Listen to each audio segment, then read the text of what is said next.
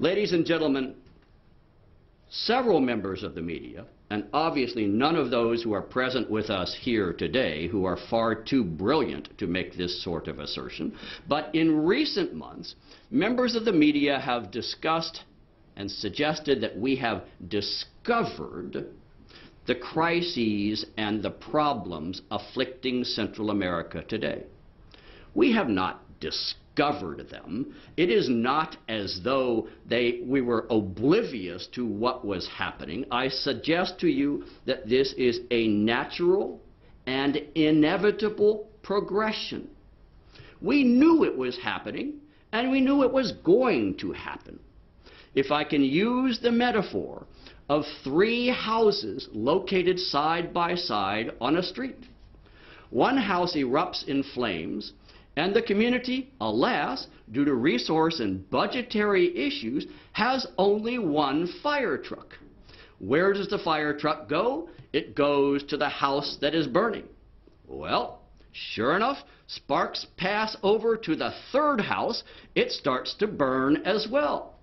The fire truck goes to the third house.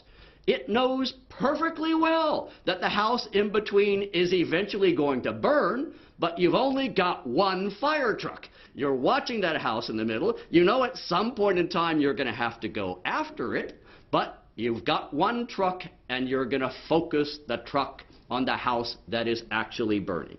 And it is burning today, ladies and gentlemen, and I suggest to you that what we will talk about for the remainder of this morning is where to put that fire truck, what equipment to put on that truck, how many people we can put on that truck, and how we can get maximum value out of that truck. I address and assess this problem in essence as a pyramid, and here's how my thinking goes. At the top of the pyramid are those threats that are concretely and actively attacking the institutions of the 7 states of Central America. I identify 2 from a security front. Remember, I am the Assistant Secretary for International Narcotics and Law Enforcement Affairs. One threat are the international drug-trafficking organizations, and the other threat are the gangs. Now, I'm fully aware, ladies and gentlemen, that there's a great deal of overlap between those 2 institutions, but all gangs do not traffic drugs, and all trafficking organizations do not use gangs as their implementing operators. So there are 2 of them, and they are actively attacking the institutions of the states of Central America. The next level of my pyramid are the vulnerabilities. What do these gangs and trafficking organizations use in order to accomplish their business or other purposes? There are many. In fact, if we had 20 hours, we could probably come up with a 500-page book. I'll offer just 6 or 7 that come immediately to mind. 1, a culture that tends to accept violence as a matter of the history of the last 35 years. Second, prisons that operate in such a way as to actually allow the recycling of people that go into the prison system for whatever offenses or crimes they may have committed. Third, porous borders, which is to say borders that actually provide opportunity as opposed to obstacles to people who wish to move product along the land route, if you will, of the isthmus. Fourth, widespread corruption. Corruption in institutions, corruption in governments, corruption in businesses. Fifth, weak institutions generally. Corrupt or not, an institution can be weak. It can be weak if it is poorly educated, poorly trained, poorly paid, poorly motivated. Sixth, disaffected youth. Hundreds of thousands of young men and women who do not see a prosperous future for themselves and therefore are looking for alternatives.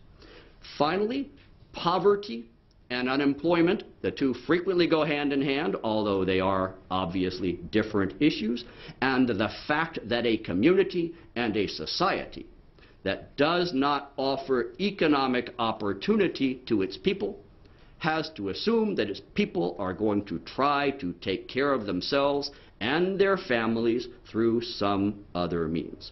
So that is the second level of my pyramid. The threats, the vulnerabilities that they take advantage of. And the third and final level, therefore, would be the programs, the activities that the governments themselves, that their international partners, that the international community writ large, governments, organizations, NGOs, can try to support that would reduce and eventually eliminate those vulnerabilities. Because once you remove those vulnerabilities, the bad guys at the top of your pyramid have no basis upon which to operate. If they don't have lots of poverty and unemployment, which produces disaffected youth, in a culture that accepts violence, weak institutions, a lot of corruption, porous borders, and prison systems that do not work, they will find it far, far more difficult to operate either as a gang or as a trafficking organization. So that is the concept. And who endorsed that concept, ladies and gentlemen? In March of this year, in the city of San Salvador, Republic of El Salvador, the President of the United States, a very wise man, stood with the President of El Salvador and said, there is a threat that is affecting Central America. It affects all of us. We need a new partnership, which he calls the Partnership for Citizen Security in Central America. And ladies and gentlemen, I endorse, support, applaud, and am prepared to do everything in my power to follow up on the President's commitment to move this partnership forward. I will do so together with all other parts of my government, based upon some very simple principles. And some of them are difficult principles.